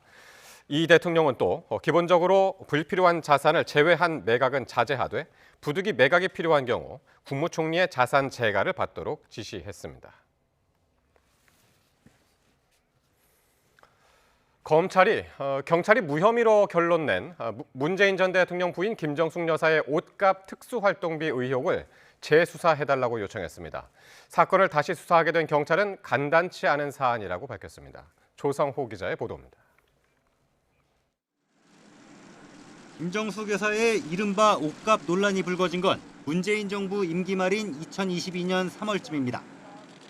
해외 순방 등에 착용한 고가의 옷 수십 벌을 사는데 청와대 특수활동비가 쓰였다는 의혹이 제기된 겁니다. 당시 청와대는 나라 돈을 쓴 적이 없고 모두 사비로 부담했다고 반박했습니다. 시민단체의 고발로 김 여사를 수사해온 경찰은 지난 7월 불송치 결정을 내렸습니다. 국고 손실과 횡령 혐의 모두 인정하기 어렵다고 봤습니다. 옷값을 현금으로 냈고 일부는 한국은행이 발행한 관봉권인 것은 확인했습니다. 하지만 관봉권을 공공기관만 쓴다고 단정할 수 없고 특활비를 비롯한 국가 예산이라고 인정할 증거도 부족하다고 본 겁니다. 이에 검찰은 김 여사 혐의를 다시 수사해달라고 요청했습니다. 사건 기록을 검토한 결과 더 들여다볼 부분이 있다고 판단한 걸로 전해졌습니다. 현행법상 검찰은 경찰이 무혐의 의견으로 자체 종결한 사건 기록을 최장 90일 동안 검토할 수 있습니다. 검찰이 사건 처리가 위법하거나 부당하다며 재수사를 요청하면 경찰은 다시 수사해야 합니다. 다만 경찰 관계자는 관봉권을 곧 특활비로 볼 수 있는지 판단하는 게 간단한 사안은 아니라고 밝혔습니다.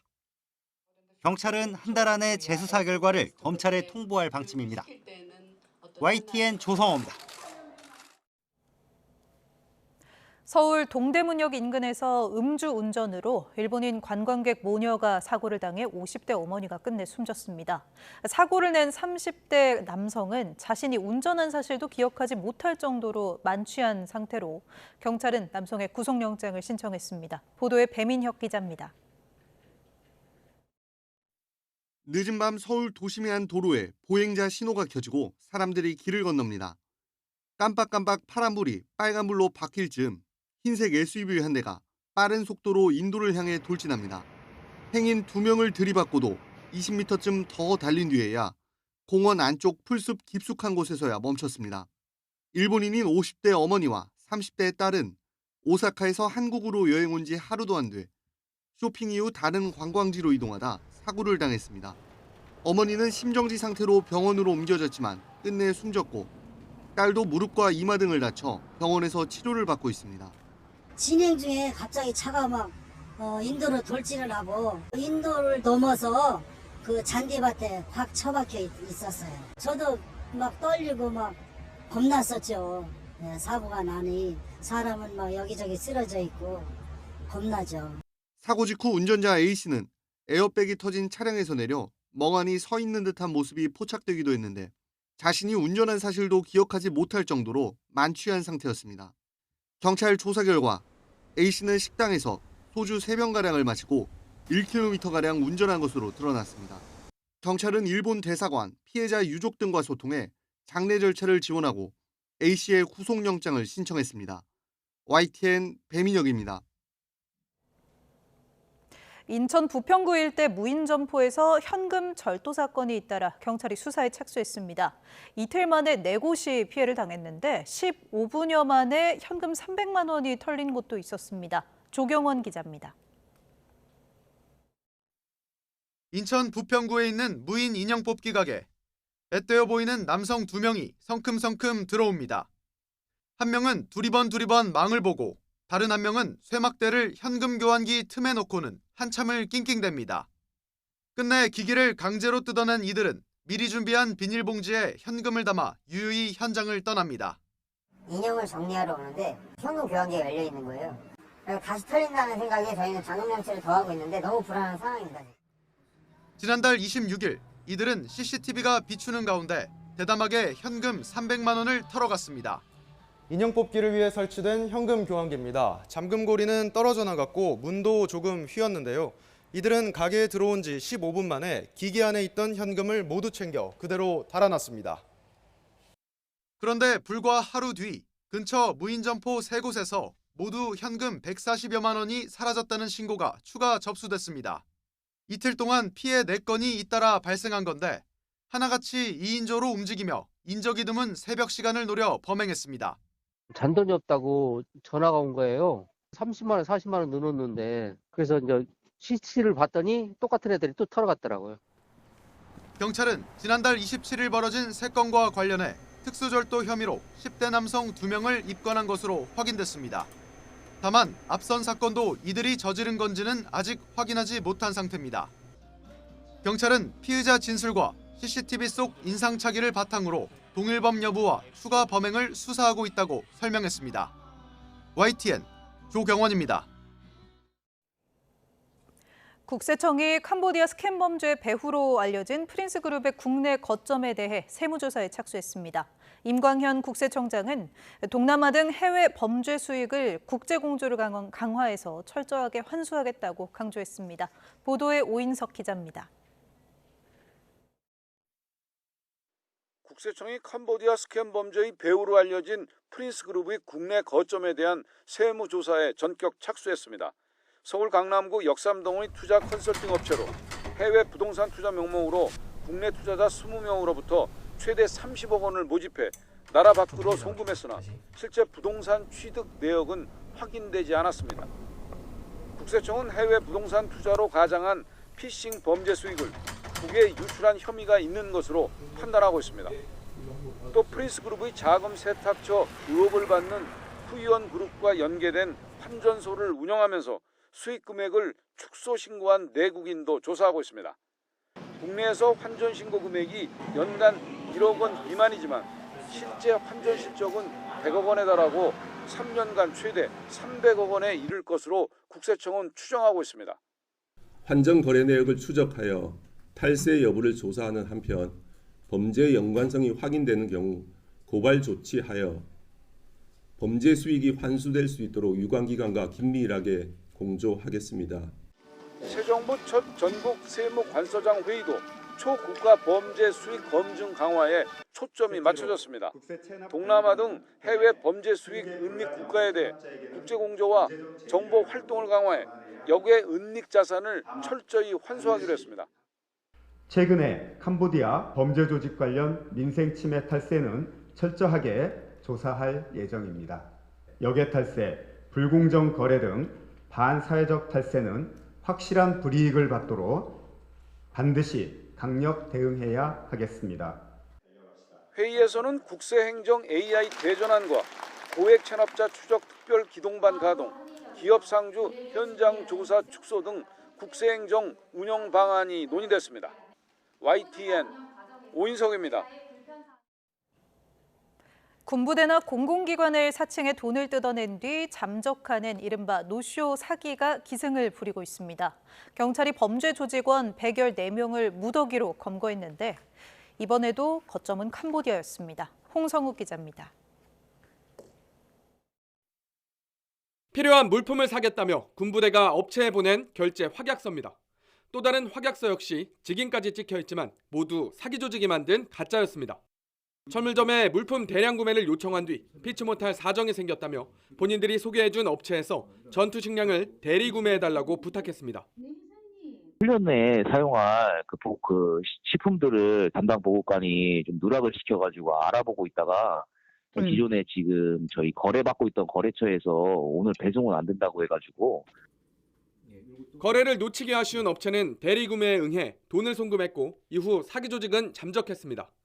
군부대 외에도 정당과 연예기획사, 대통령 경호처 등을 사칭하며 이뤄진 이른바 노쇼 사기가 지난해 말부터 기승을 부렸습니다. 전국에서 확인된 것만 무려 560여 건. 강원경찰청이 집중수사관서로 지정됐고 1년 넘게 수사를 벌인 끝에 범죄 조직원 114명을 검거했습니다. 거점이었던 캄보디아 범죄단지를 특정해 인터폴 국정원과 함께 콜센터를 급습했고 국내에서는 자금 인출과 세탁을 담당한 조직원을 끈질기게 추적했습니다. 국내 자금 세탁 총책은 국내 조폭이 개입하여 하부의 한전상, 모집책, 인출책을 체계적으로 관리하며 망을 보거나 이탈을 차단하는 등 전문적으로 자금 세탁에 관여한 것으로 확인되었습니다. 범행 가담자들은 경제적으로 취약하거나 고수익 제한에 혹한 20, 30대 청년층과 사회 초년생이 대부분이었습니다. 아직 해외 조직원 17명과 중국인으로 추정되는 총책은 잡히지 않은 상황. 경찰은 이른바 노쇼 사기 피해를 막기 위해 아직 검거되지 않은 해외 조직원은 물론 이와 연결된 국내 조직원까지 모두 검거하는 데 수사력을 모으고 있습니다. YTN 홍서욱입니다. 통일교 청탁 의혹에 연루된 권성동 의원의 첫 재판 촬영을 재판부가 허가하면서 피고인석에 앉은 권 의원 모습이 공개됐습니다. 권 의원 측은 통일교로부터 정치자금 1억 원을 받은 사실이 없다며 혐의를 부인했습니다. 안동준 기자의 보도입니다. 통일교 청탁 의혹으로 구속 기소된 국민의힘 권성동 의원이 남색 정장 차림으로 법정에 들어섭니다. 피고인석에 앉은 권 의원 왼쪽 가슴에는 구치소 수용번호가 적힌 흰색 명찰이 달려 있습니다. 재판부가 권 의원의 첫 재판 법정 촬영을 허가하면서 지난 9월 구속심사 이후 처음으로 권 의원의 모습이 공개됐습니다. 본격적으로 시작된 재판에서 권 의원 측은 윤영호 전 통일교 세계본부장을 만났지만 1억 원은 받지 않았다며 혐의를 부인했습니다.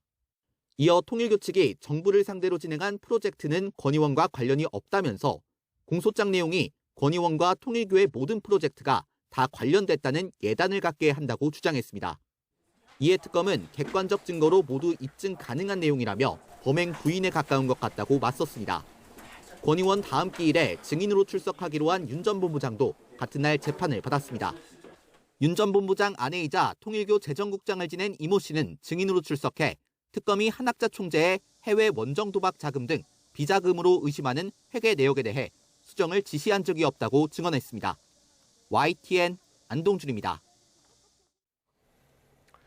윤석열 전 대통령이 주변의 비상대권을 언급하면서 한동훈 전 국민의힘 대표를 총으로 쏴서 죽이겠다고 언급했었다는 법정 증언이 나왔습니다. 서울중앙지방법원은 윤 전 대통령의 내란 우두머리 혐의 사건 공판을 열고 곽종근 전 특전사령관에 대한 증인신문을 진행했습니다. 곽종근 전 사령관은 지난해 국군의 날 행사 이후 있었던 만찬 자리에서 윤 전 대통령이 한동훈 전 대표와 일부 정치인을 호명해 잡아오라면서 총으로 쏴서라도 죽이겠다고 말했다는 증언을 했습니다. 이에 대해 윤석열 전 대통령 측은 전혀 사실이 아니라고 반박했습니다. 윤석열 전 대통령 변호인단은 언론 공지를 통해 한동훈 전 대표 관련한 곽종근 전 사령관 주장은 사실이 아니라며 처음 듣는 얘기라고 밝혔습니다. 변호인단은 또 윤 전 대통령이 자신이 왜 한동훈 전 대표를 잡아오라고 하겠느냐고 수차례 말했다고도 설명했습니다. 그러면서 곽 전 사령관의 진술은 일관성이 부족하고 발언이 자주 바뀌었다면서 해당 내용이 사실인지 매우 의문이라고 강조했습니다. 도이치모터스 주가 조작에 가담하고 통일교 측으로부터 금품을 받은 혐의로 구속 기소된 김건희 씨가 불구속 상태로 재판을 받게 해달라고 법원에 요청했습니다. 서울중앙지방법원은 자본시장법 위반과 알선 수재 등 혐의로 재판에 넘겨진 김건희 씨의 보석 청구를 접수했습니다. 김 씨 측은 어지럼증과 기억 장애 증상이 악화한다며 적절한 치료와 방어권 행사를 위해 불구속 재판이 필요하다고 강조한 것으로 파악됐습니다. 대통령실이 한미 관세 안보 협상과 관련해서 이번 주 내로 설명 자료인 이른바 팩트시트를 발표할 수 있을 것으로 내다봤습니다. 또 미국의 동의를 얻은 핵 추진 잠수함을 놓고 미국은 물론 중국도 설득했다는 취지로 설명했는데요. 강훈식 비서실장의 브리핑 직접 들어보겠습니다. 양국 간에 이견이 크게 없는 상황이기 때문에 팩트시트는 이번 주에 마무리될 것으로 보인다, 이렇게 말씀드릴 수 있고요. 이번 핵잠수함 추진 승인 과정과 관련해서 저희가 군비 경쟁을 더 만들어내거나 또는 동아시아의 위험을 더 만드는 일이 아니라 저희가 어디까지나 북한이 핵잠수함을 발표한 시점에서 저희가 좀 더 거기에 상응하는 준비와 대비를 해야겠다라는 것을 중국과 미국에 설득한 결과라고 답변드리겠습니다. 이재명 대통령이 내일 용산 대통령실에서 피트 헤그세스 미국 국방부 장관의 예방을 받습니다. 이 자리에서 최근 트럼프 미국 대통령의 동의를 얻은 한국의 핵 추진 잠수함 도입과 새 정부 임기 내 목표인 전시 작전 통제권 회복 문제 등이 논의될지 주목됩니다. 내일 서울에서 열리는 한미 안보협의회의 SCM을 앞두고 방한한 헤그세스 장관은 오늘 안규백 국방장관과 남북 분단의 상징인 판문점 공동경비구역을 방문했습니다. 하정우 대통령실 AI 미래기획수석은 엔비디아가 우리나라에 26만 장의 그래픽 처리 장치 GPU를 공급하기로 한 걸 두고 한국을 시작점으로 피지컬 AI 산업 전환을 추진할 거라고 전망했습니다. 하 수석은 JTBC 유튜브에서 엔비디아가 재작년부터 로봇과 자율주행차 같은 피지컬 AI 분야를 준비해왔고 투자 수익을 내야 하는데 한국이 좋은 성공 사례가 될 수 있을 거라고 본 거라며 이같이 말했습니다. 이어 우리도 중국의 제조업 발전으로 경쟁력에 대한 고민이 많은데 AI 전환으로 경쟁력을 높이면 새로운 성장 계기가 될 수 있어 윈윈 전략이 될 수 있다고 강조했습니다. 네, 경주 에이펙 기간에 있었던 CEO 서밋도 막을 내렸지만 엔비디아 젠슨 화항의 한국 사랑에 대한 관심이 여전히 뜨겁습니다. 치맥 회동으로 에이펙 기간을 달구고 한국과의 특별한 인연을 소개하는가 하면 자신의 음성을 활용한 한국 헌정 영상도 공개했는데요. 예정된 한국 기업과의 협력 기대감이 커지고 있습니다. 오동건 기자입니다. 총수들과 치맥 회동을 하다 갑자기 사람들을 향해 걸어오는 젠슨 황. 바구니에 들어있는 바나나 우유를 현장에 모인 사람들에게 나눠주기 시작합니다. 덕분에 우유 제조사 주가는 뛰어올랐고 회사 측은 물 들어올 때 노젓겠다며 판매 촉진 행사에 돌입했습니다. 치맥 회동으로 한국 치킨은 글로벌 관심을 받고 있습니다. CNN 등 외신은 치맥이라는 한국 단어까지 소개하면서 한국식 치킨 문화를 다시 조명했습니다. Who wants a piece of chicken so good? Thank you. Oh, so good. This is a good restaurant. 1996년 고 이건희 삼성 회장의 편지를 소개하며 한국과의 인연을 소개하고 In 1996, I received a letter from Korea. It is the reason why I came to Korea. The first time. 우리 아버님 이건희 회장님이 보내신 편지였어요. 한국의 e스포츠와 게이머, PC방이 엔비디아를 성장시켰다며 감사를 전했고 자신의 실제 목소리를 기반으로 AI로 한국어 음성을 만들어 입힌 한국의 차세대 산업혁명 헌정 영상을 공개하기도 했습니다. 한국은 새로운 미래를 만들어가고 있습니다. 없어서 못 산다는 AI 시대의 전략 자산 GPU 26만 장을 국내에 공급하기로 한 젠슨 황. 에이펙 기간 뜨거운 한국 사랑을 보여준 만큼 앞으로의 협업에도 관심이 집중되고 있습니다. YTN 오동건입니다. 중장기 교육 발전 계획을 세우는 국가교육위원회 수장이 지역 필수 의료 인력을 늘리기 위한 방안으로 의대 분리 모집 구상을 밝혔습니다.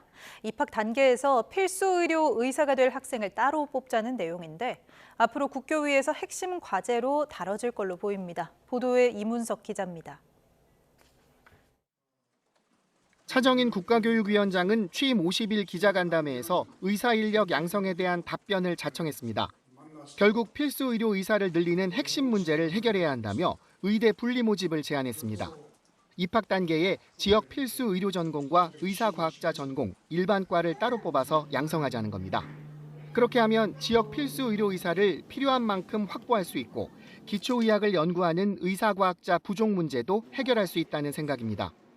지역 필수 의료 의사 전공에 대해선 더 구체적인 내용을 거론했습니다.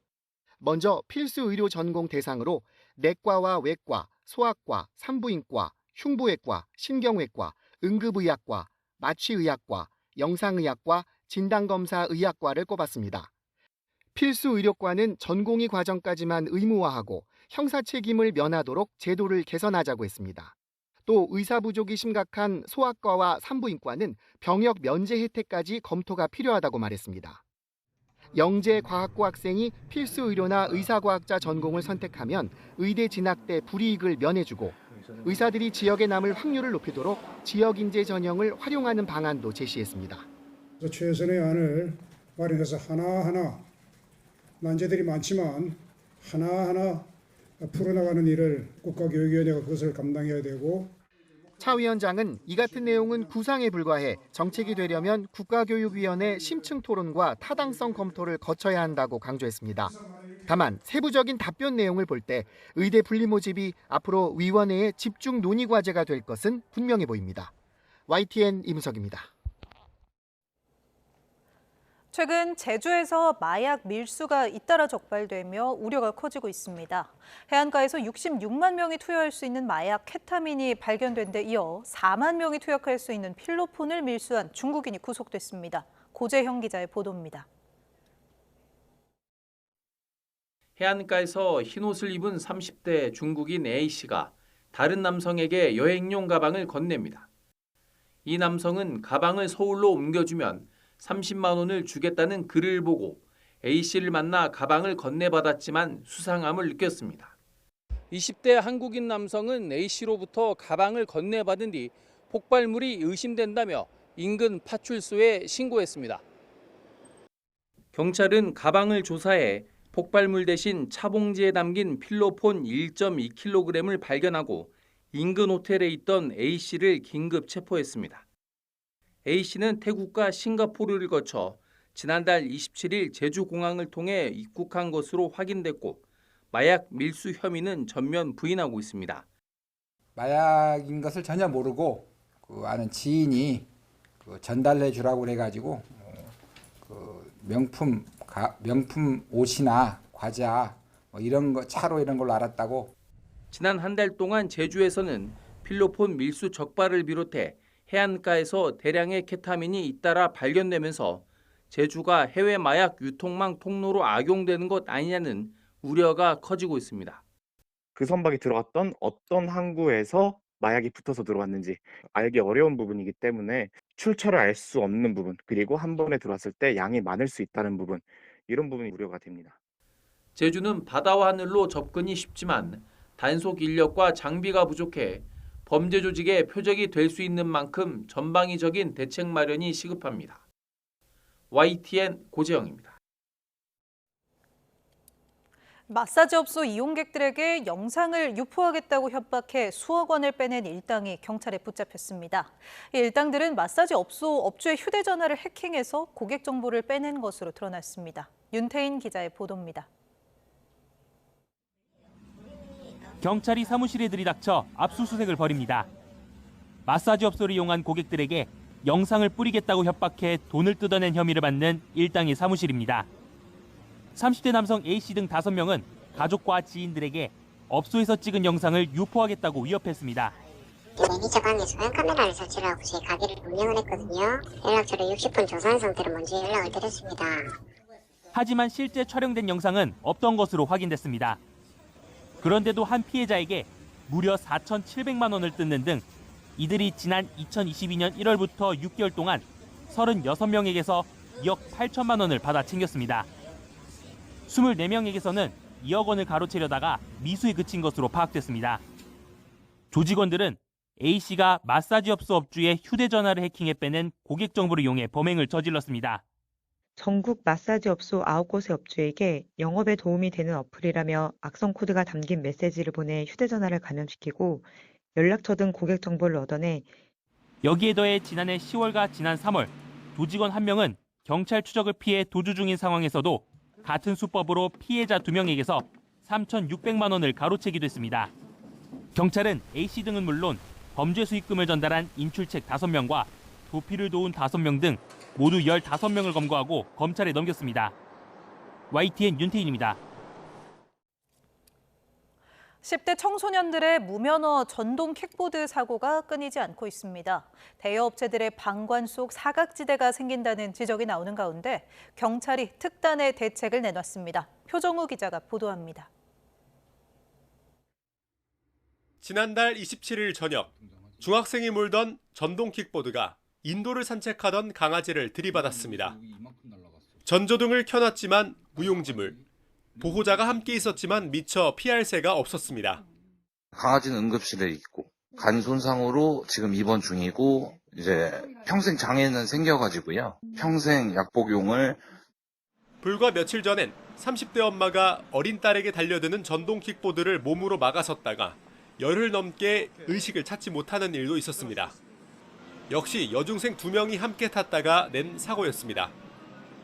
현행법상 전동 킥보드 같은 개인형 이동장치는 만 16세 이상이면서 제2종 원동기 장치 자전거 면허 이상의 운전면허를 취득해야 합니다. 하지만 지난 4년 동안 면허 없이 개인형 이동장치를 몰다 단속된 경우는 2021년 7천여 건에서 지난해 3만 5천여 건으로 급증했습니다. 이 가운데 절반 정도는 10대 이하였습니다. 이런 배경엔 전동 킥보드 대여 업체들의 부실 관리가 있다는 지적이 나옵니다.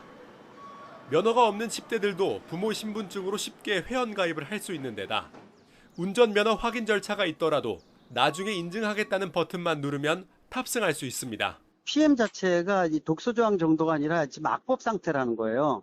인증을 안 하게 되면은 어떤 벌칙 조항이라든지 또 사업 모델에 대한 어떤 연기라든지 또 이런 것들도 좀 필요한 시점에 운전 자격을 확인하지 않고 대여하는 경우 업체를 처벌하도록 하는 등의 법안이 국회에 발의돼 있지만 아직 제대로 논의되지 않고 있습니다.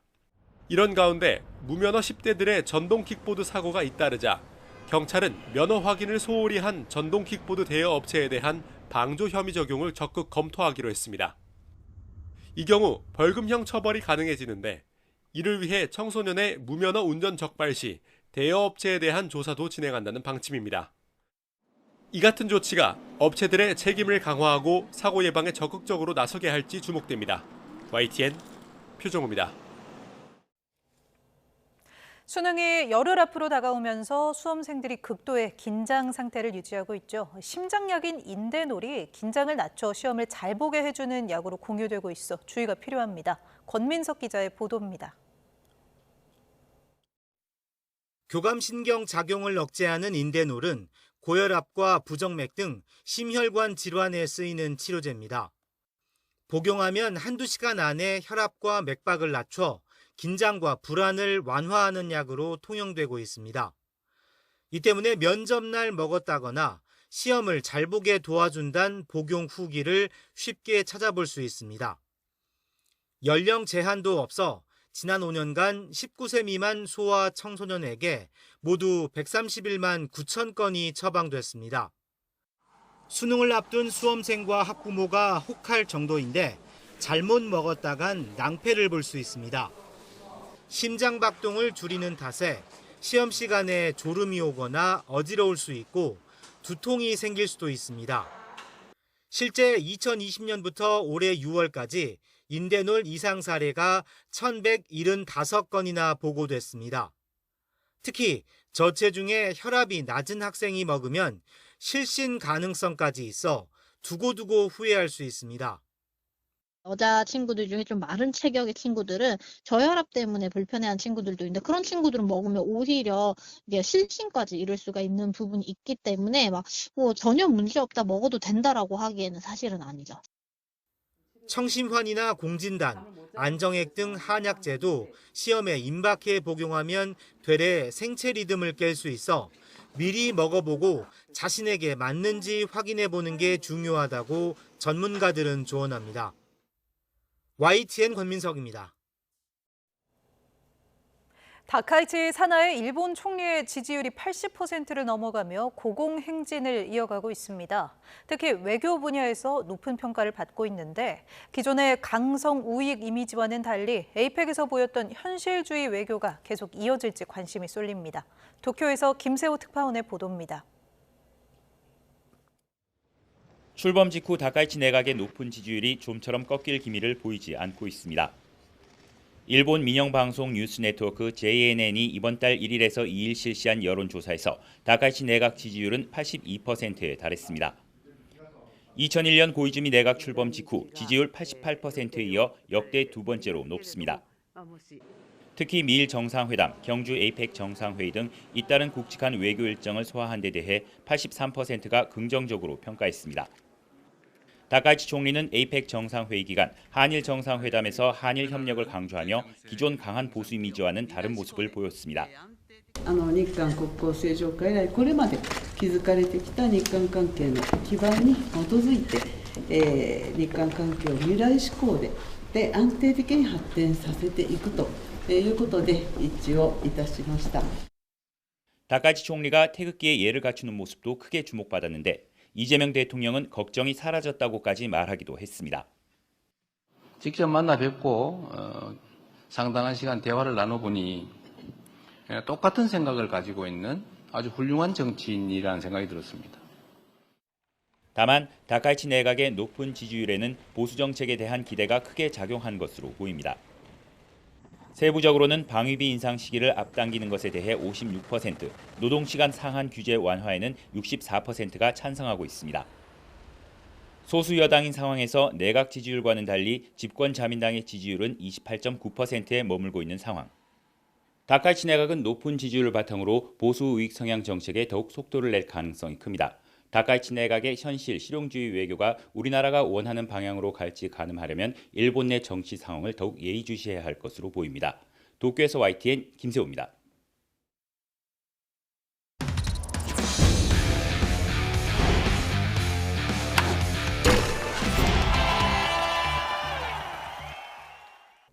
우리 대표팀의 카타르 월드컵 영웅으로 불린 조규성이 1년 8개월 만에 태극마크를 다시 달았습니다. 지난 여름 복귀 이후 시즌 4골을 기록하며 빠르게 옛 기량을 회복하고 있습니다. 보도에 이대건 기자입니다. 무릎 수술 여파로 긴 휴식기를 가진 조규성의 복귀는 드라마 같습니다. 1년 4개월 만에 덴마크 리그 복귀전에서 득점포를 가동했고 바로 다음 경기에서도 골망을 흔들었습니다. 모두 교체 출전만으로 이뤄낸 성과입니다. 무려 486일 만에 선발 출전까지 마친 조규성은 현재 시즌 4호 골을 기록하고 있습니다. 경기를 여기서 다시 뛰면서 좋은 모습을 보여서 다시 한번 대표팀에 가서 또 좋은 모습 보여드리는 게 지금으로서는 가장 큰 바람인 것 같아요. 이 바람도 이뤄졌습니다. 11월 A매치에서 1년 8개월 만에 태극마크를 달고 대표팀 공격의 중심에 설 수 있게 됐습니다. 포츠머스에서 폼을 끌어올리는 양민혁은 8개월 만에, 양태의 권혁규는 올해 들어 처음으로 홍명보 감독의 부름을 다시 받았습니다. 주장 손흥민과 이재성, 이강인, 황인범, 오현규 등 10월에 소집됐던 유로파 모두 다시 이름을 올렸고 홍 감독이 구상하는 3백 전술의 중심인 김민재를 포함한 이전 수비 라인도 그대로 유지됩니다. 축구 대표팀은 14일 볼리비아, 18일에는 가나와 평가전을 치르는데 10월보단 피파 랭킹이 낮은 팀들이라 더 다양한 전술 실험이 가능할 것으로 보입니다. YTN 이더훈입니다. 프로야구를 대표하는 홈런 타자 삼성의 박병호가 은퇴합니다. 지난 2005년 LG에 입단해 키움과 KT, 삼성에서 활약한 박병호는 역대 세 번째인 통산 418개의 홈런에 6차례 홈런왕을 차지했고 2016년부터 2년 동안 메이저리그에서 뛰었습니다. 올 시즌에도 15개의 홈런을 기록하고 가을 야구에서 뛰었지만 선수 생활을 마무리하기로 결정했습니다. 프로야구 삼성의 박진만 감독이 앞으로 최대 3년 동안 삼성을 더 이끌게 됐습니다. 삼성 구단은 계약금 5억 원, 연봉 5억 원 등 최대 23억 원의 조건으로 박진만 감독과 재계약했다고 밝혔습니다. 계약 기간은 기본 2년으로 양측의 합의에 따라 1년 연장 가능합니다. 한국 여자농구연맹 WKBL이 2025-2026 시즌 개막을 앞두고 오프닝 영상을 공개했습니다. 새 시즌 슬로건은 하이파이브로 팬과 선수가 더 가까이 호흡하고 함께 더 높은 곳을 향해 나아가자는 메시지를 담고 있습니다. 이번 영상에는 6개 구단을 대표하는 선수들이 축구와 야구 유니폼을 입은 색다른 모습의 매력을 담았습니다.